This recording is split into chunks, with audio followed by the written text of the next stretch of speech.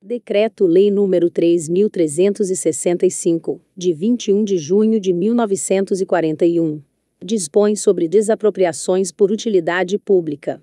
O Presidente da República, usando da atribuição que lhe confere o artigo 180 da Constituição, decreta: disposições preliminares. Artigo 1º. A desapropriação por utilidade pública regular-se-á por esta lei, em todo o território nacional. Artigo 2º. Mediante declaração de utilidade pública, todos os bens poderão ser desapropriados pela União, pelos Estados, municípios, Distrito Federal e territórios.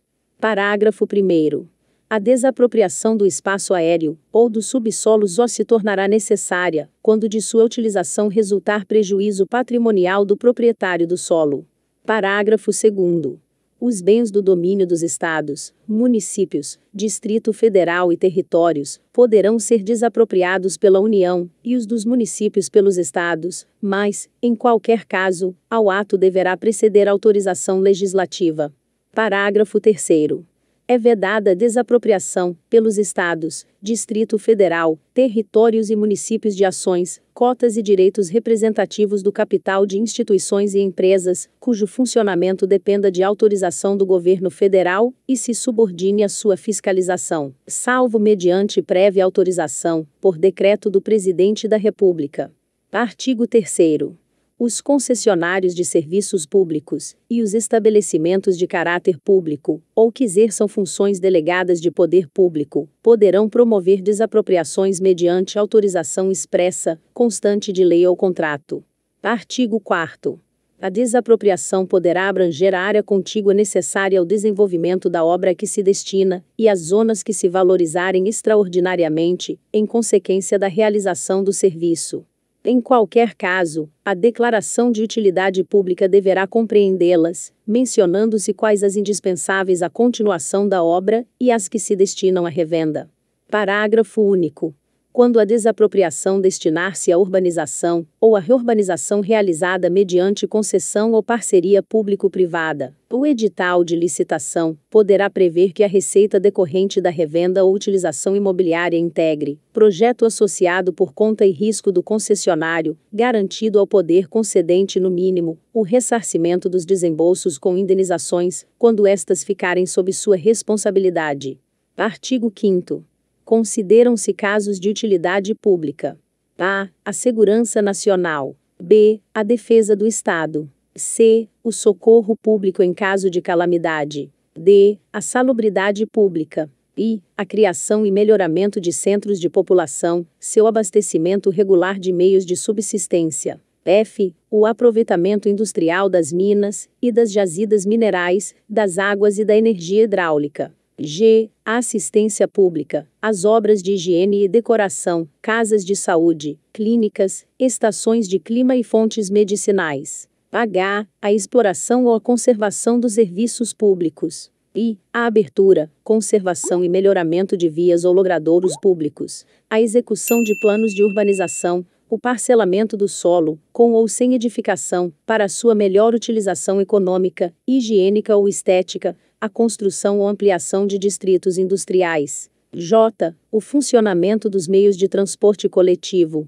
k. A preservação e conservação dos monumentos históricos e artísticos, isolados ou integrados em conjuntos urbanos ou rurais, bem como as medidas necessárias a manter-lhes e realçar-lhes os aspectos mais valiosos ou característicos, e ainda, a proteção de paisagens e locais particularmente dotados pela natureza. l. A preservação e a conservação adequada de arquivos, documentos e outros bens móveis de valor histórico ou artístico. m. A construção de edifícios públicos, monumentos comemorativos e cemitérios. n. A criação de estádios, aeródromos ou campos de pouso para aeronaves. u. A reedição ou divulgação de obra ou invento de natureza científica, artística ou literária. p. Os demais casos previstos por leis especiais. Parágrafo 1º. A construção ou ampliação de distritos industriais, de que trata a linha I do caput deste artigo, inclui o loteamento das áreas necessárias à instalação de indústrias e atividades correlatas, bem como a revenda ou locação dos respectivos lotes a empresas previamente qualificadas. Parágrafo 2º. A efetivação da desapropriação para fins de criação ou ampliação de distritos industriais depende de aprovação, prévia e expressa, pelo poder público competente, do respectivo projeto de implantação. Parágrafo 3º. Ao imóvel desapropriado para implantação de parcelamento popular, destinado às classes de menor renda, não se dará outra utilização nem haverá retrocessão. Artigo 6º. A declaração de utilidade pública far-se-á por decreto do Presidente da República, governador, interventor ou prefeito. Artigo 7º. Declarada a utilidade pública, ficam as autoridades administrativas autorizadas a penetrar nos prédios compreendidos na declaração, podendo recorrer, em caso de oposição, ao auxílio de força policial. Aquele que for molestado por excesso ou abuso de poder, cabe indenização por perdas e danos, sem prejuízo da ação penal. Artigo 8º. O Poder Legislativo poderá tomar a iniciativa da desapropriação, cumprindo, neste caso, ao Executivo, praticar os atos necessários à sua efetivação. Artigo 9º. Ao Poder Judiciário é vedado, no processo de desapropriação, decidir se verificam, ou não os casos de utilidade pública. Artigo 10. A desapropriação deverá efetivar-se mediante acordo, ou intentar-se judicialmente, dentro de 5 anos, contados da data da expedição do respectivo decreto e findos os quais este caducará. Neste caso, somente decorrido 1 ano, poderá ser o mesmo bem objeto de nova declaração. Parágrafo único. Extingue-se em 5 anos, o direito de propor ação, que vise a indenização por restrições decorrentes de atos do poder público. Artigo 10-A. O poder público deverá notificar o proprietário, e apresentar-lhe oferta de indenização. Parágrafo 1º. A notificação de que trata o caput deste artigo conterá: inciso 1, cópia do ato de declaração de utilidade pública. Inciso 2, planta ou descrição dos bens, e suas confrontações. Inciso 3, valor da oferta. Inciso 4, informação de que o prazo para aceitar ou rejeitar a oferta é de 15 dias, e de que o silêncio será considerado rejeição. Inciso 5, vetado. Parágrafo 2º. Aceita a oferta e realizado o pagamento, será lavrado acordo, o qual será título hábil para transcrição no registro de imóveis. Parágrafo 3º. Rejeitada a oferta, ou transcorrido o prazo sem manifestação, o poder público procederá na forma dos artigos 11 e seguintes deste decreto-lei. Artigo 10-B. Feita a opção pela mediação, ou pela via arbitral, o particular indicará um dos órgãos ou instituições especializados em mediação ou arbitragem previamente cadastrados pelo órgão responsável pela desapropriação. Parágrafo 1º. A mediação seguirá as normas da Lei nº 13.140, de 26 de junho de 2015, e, subsidiariamente, os regulamentos do órgão ou instituição responsável. Parágrafo 2º. Poderá ser eleita Câmara de Mediação criada pelo Poder Público, nos termos do artigo 32 da Lei nº 13.140, de 26 de junho de 2015. Parágrafo 3º. Vetado. Parágrafo 4º.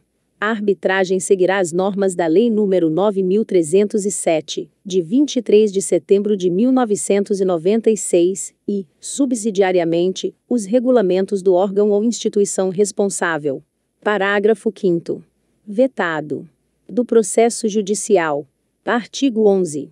A ação, quando a União for autora, será proposta no Distrito Federal, ou no fórum da capital do Estado, onde for domiciliado o réu, perante juízo privativo, se houver, sendo outro autor, no fórum da situação dos bens. Artigo 12. Somente os juízes que tiverem garantia de vitaliciedade, inamovibilidade e irredutibilidade de vencimentos, poderão conhecer dos processos de desapropriação. Artigo 13. A petição inicial, além dos requisitos previstos no Código de Processo Civil, conterá a oferta do preço, e será instruída com um exemplar do contrato, ou do jornal oficial, que houver publicado o decreto de desapropriação, ou cópia autenticada dos mesmos, e a planta ou descrição dos bens, e suas confrontações. Parágrafo único. Sendo o valor da causa igual ou inferior a 2 contos de réis, dispensam-se os autos suplementares. Artigo 14.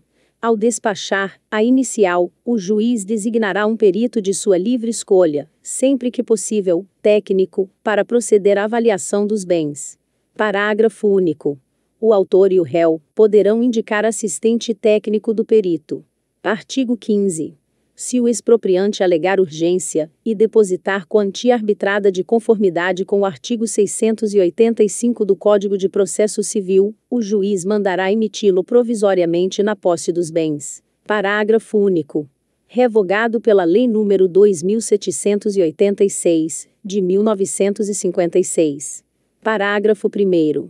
A emissão provisória poderá ser feita, independente da citação do réu, mediante o depósito a. do preço oferecido, se este for superior a 20 vezes o valor locativo, caso o imóvel esteja sujeito ao imposto predial. B. da quantia correspondente a 20 vezes o valor locativo, estando o imóvel sujeito ao imposto predial, e sendo menor o preço oferecido. C. do valor cadastral do imóvel, para fins de lançamento do imposto territorial, urbano ou rural, caso o referido valor tenha sido atualizado no ano fiscal imediatamente anterior. D. não tendo havido atualização, a que se refere o inciso C, o juiz fixará independente de avaliação, a importância do depósito, tendo em vista a época em que houver sido fixado originalmente o valor cadastral, e a valorização ou desvalorização posterior do imóvel. Parágrafo 2º. A alegação de urgência, que não poderá ser renovada, obrigará o expropriante a requerer a emissão provisória dentro do prazo improrrogável de 120 dias. Parágrafo 3º. Excedido o prazo fixado no parágrafo anterior, não será concedida a emissão provisória.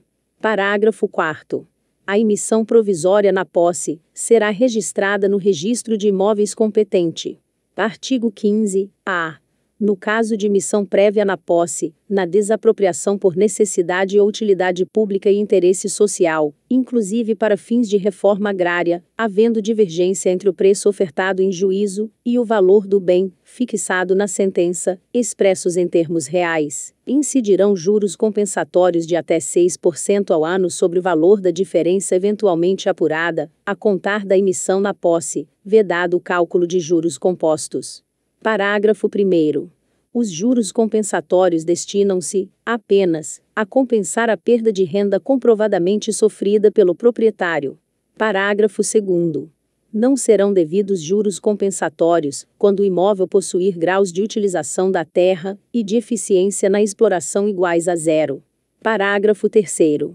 O disposto no caput deste artigo aplica-se também às ações ordinárias de indenização por apossamento administrativo ou desapropriação indireta, bem assim as ações que visem a indenização por restrições decorrentes de atos do poder público, em especial aqueles destinados à proteção ambiental, incidindo os juros sobre o valor fixado na sentença. Parágrafo 4º. Nas ações referidas no parágrafo 3º, não será o poder público onerado por juros compensatórios relativos a período anterior à aquisição da propriedade ou posse titulada pelo autor da ação. Artigo 15-B. Nas ações a que se refere o artigo 15-A, os juros moratórios destinam-se a recompor a perda decorrente do atraso no efetivo pagamento da indenização fixada na decisão final de mérito, e somente serão devidos à razão de até 6% ao ano, a partir de 1º de janeiro do exercício seguinte àquele em que o pagamento deveria ser feito, nos termos do artigo 100 da Constituição. Artigo 16. A citação far-se-á por mandado na pessoa do proprietário dos bens, a do marido dispensa a da mulher, a de um sócio, ou administrador, a dos demais, quando o bem pertencer à sociedade, a do administrador da coisa no caso de condomínio, exceto de edifício de apartamento constituindo cada um propriedade autônoma, a dos demais condôminos, e a do inventariante, e, se não houver, a do cônjuge, herdeiro, ou legatário, detentor da herança, a dos demais interessados, quando o bem pertencer a espólio. Parágrafo único. Quando não encontrar o citando, mas ciente de que se encontra no território da jurisdição do juiz, o oficial portador do mandado marcará desde logo a hora certa para a citação, ao fim de 48 horas, independentemente de nova diligência ou despacho. Artigo 17. Quando a ação não for proposta no fórum do domicílio, ou da residência do réu, a citação far-se-á por precatória, se o mesmo estiver em lugar certo, fora do território da jurisdição do juiz. Artigo 18. A citação far-se-á por edital, se o citando não for conhecido, ou estiver em lugar ignorado, incerto ou inacessível, ou ainda, no estrangeiro, o que 2 oficiais do juízo certificarão. Artigo 19. Feita a citação, a causa seguirá com o rito ordinário. Artigo 20. A contestação só poderá versar sobre vício do processo judicial ou impugnação do preço. Qualquer outra questão deverá ser decidida por ação direta. Artigo 21. A instância não se interrompe. No caso de falecimento do réu, ou perda de sua capacidade civil, o juiz, logo que disso tenha conhecimento, nomeará curadora lide, até que se lhe habilite o interessado. Parágrafo único. Os atos praticados da data do falecimento ou perda da capacidade e investidura do curador lide, poderão ser ratificados ou impugnados por ele, ou pelo representante do espólio, ou do incapaz. Artigo 22. Havendo concordância sobre o preço, o juiz o homologará por sentença no despacho saneador. Artigo 23. Fim do prazo para contestação, e não havendo concordância expressa quanto ao preço, o perito apresentará o laudo em cartório até 5 dias, pelo menos, antes da audiência de instrução e julgamento. Parágrafo 1º. O perito poderá requisitar das autoridades públicas os esclarecimentos ou documentos que se tornarem necessários à elaboração do laudo, e deverá indicar nele, entre outras circunstâncias atendíveis para a fixação da indenização, as enumeradas no artigo 27. Ser-lhe-ão abonadas, como custas, as despesas com certidões, e, a arbítrio do juiz, as de outros documentos que juntar ao laudo. Parágrafo 2º. Antes de proferido o despacho saneador, poderá o perito solicitar prazo especial para apresentação do laudo. Artigo 24. Na audiência de instrução e julgamento proceder-se-á na conformidade do Código de Processo Civil. Encerrado o debate, o juiz proferirá sentença fixando o preço da indenização. Parágrafo único. Se não se julgar habilitado a decidir, o juiz designará desde logo outra audiência, que se realizará dentro de 10 dias a fim de publicar a sentença. Artigo 25. O principal e os acessórios serão computados em parcelas autônomas. Parágrafo único. O juiz poderá arbitrar quantia módica para desmonte e transporte de maquinismos instalados e em funcionamento. Artigo 26. No valor da indenização, que será contemporâneo da avaliação, não se incluirão os direitos de terceiros contra o expropriado. Parágrafo 1º. Serão atendidas as benfeitorias necessárias feitas após a desapropriação, as úteis, quando feitas com autorização do expropriante. Parágrafo 2º. Decorrido prazo superior a 1 ano a partir da avaliação, o juiz ou tribunal, antes da decisão final, determinará a correção monetária do valor apurado, conforme índice que será fixado, trimestralmente, pela Secretaria de Planejamento da Presidência da República. Artigo 27. O juiz indicará na sentença os fatos que motivaram o seu convencimento e deverá atender, especialmente, à estimação dos bens para efeitos fiscais, ao preço de aquisição e interesse, que deles aufere o proprietário, à sua situação, estado de conservação e segurança, ao valor venal dos da mesma espécie, nos últimos 5 anos, e à valorização ou depreciação de área remanescente, pertencente ao réu. Parágrafo 1º.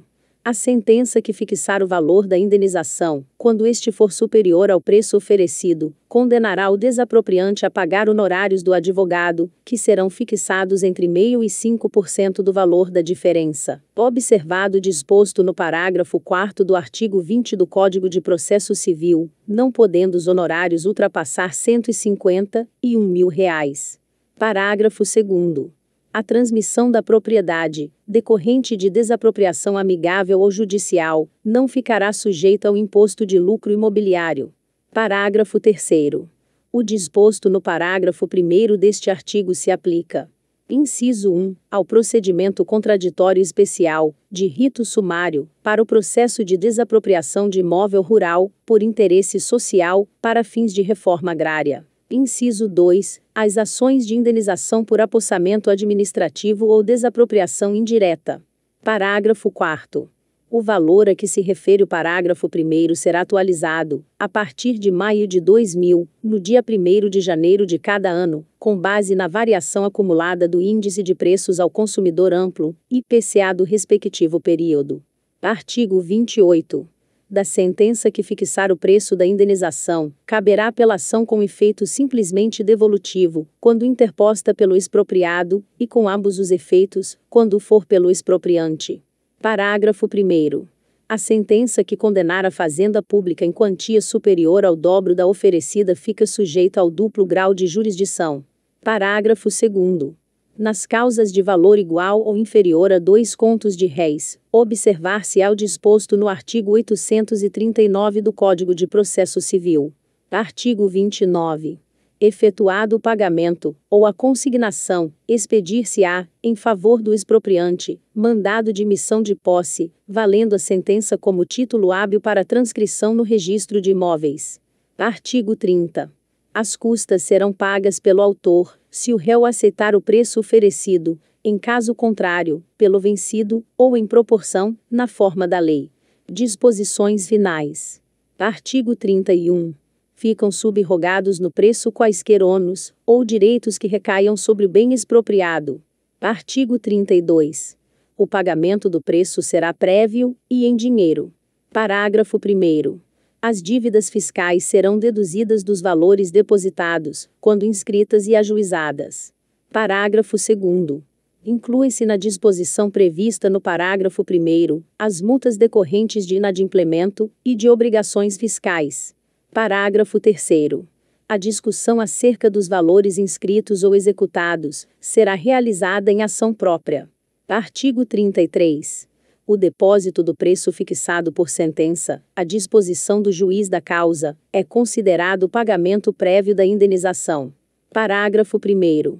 O depósito far-se-á no Banco do Brasil, ou, onde este não tiver agência, em estabelecimento bancário acreditado, a critério do juiz. Parágrafo 2º. O desapropriado, ainda que discorde do preço oferecido, do arbitrado ou do fixado pela sentença, poderá levantar até 80% do depósito feito para o fim previsto neste e no artigo 15, observado o processo estabelecido no artigo 34. Artigo 34. O levantamento do preço será deferido mediante prova de propriedade, de quitação de dívidas fiscais, que recaiam sobre o bem expropriado, e publicação de editais, com o prazo de 10 dias, para conhecimento de terceiros. Parágrafo único. Se o juiz verificar que há dúvida fundada sobre o domínio, o preço ficará em depósito, ressalvada aos interessados a ação própria para disputá-lo. Artigo 34-A. Se houver concordância, reduzida a termo, do expropriado, a decisão concessiva da emissão provisória na posse implicará a aquisição da propriedade pelo expropriante com o consequente registro da propriedade na matrícula do imóvel. Parágrafo 1º. A concordância escrita do expropriado não implica renúncia ao seu direito de questionar o preço ofertado em juízo. Parágrafo 2º. Na hipótese deste artigo, o expropriado poderá levantar 100% do depósito, de que trata o artigo 33 deste Decreto-Lei. Parágrafo 3º. Do valor a ser levantado pelo expropriado, devem ser deduzidos os valores dispostos nos parágrafos 1º e 2º do artigo 32 deste Decreto-Lei, bem como, a critério do juiz, aqueles tidos como necessários para o custeio das despesas processuais. Artigo 35. Os bens expropriados, uma vez incorporados à fazenda pública, não podem ser objeto de reivindicação, ainda que fundada em nulidade do processo de desapropriação. Qualquer ação, julgada procedente, resolver-se-á em perdas e danos. Artigo 36. É permitida a ocupação temporária, que será indenizada, afinal, por ação própria, de terrenos não edificados, vizinhos às obras e necessários à sua realização. O expropriante prestará caução, quando exigida. Artigo 37. Aquele cujo bem for prejudicado extraordinariamente em sua destinação econômica pela desapropriação de áreas contíguas terá direito a reclamar perdas e danos do expropriante. Artigo 38. o réu responderá perante terceiros, e por ação própria, pela omissão ou sonegação de quaisquer informações, que possam interessar à marcha do processo, ou ao recebimento da indenização. Artigo 39. A ação de desapropriação pode ser proposta durante as férias forenses, e não se interrompe pela superveniência destas. Artigo 40. O expropriante poderá constituir servidões, mediante indenização na forma desta lei. Artigo 41. As disposições desta lei aplicam-se aos processos de desapropriação em curso, não se permitindo depois de sua vigência outros termos e atos além dos por ela admitidos, nem o seu processamento por forma diversa, da que por ela é regulada. Artigo 42. No que esta lei for omissa, aplica-se o Código de Processo Civil. Artigo 43. Esta lei entrará em vigor 10 dias depois de publicada, no Distrito Federal, e 30 dias no Estados e Território do Acre, revogadas as disposições em contrário. Rio de Janeiro, em 21 de junho de 1941, 120º da Independência e 53º da República. Getúlio Vargas.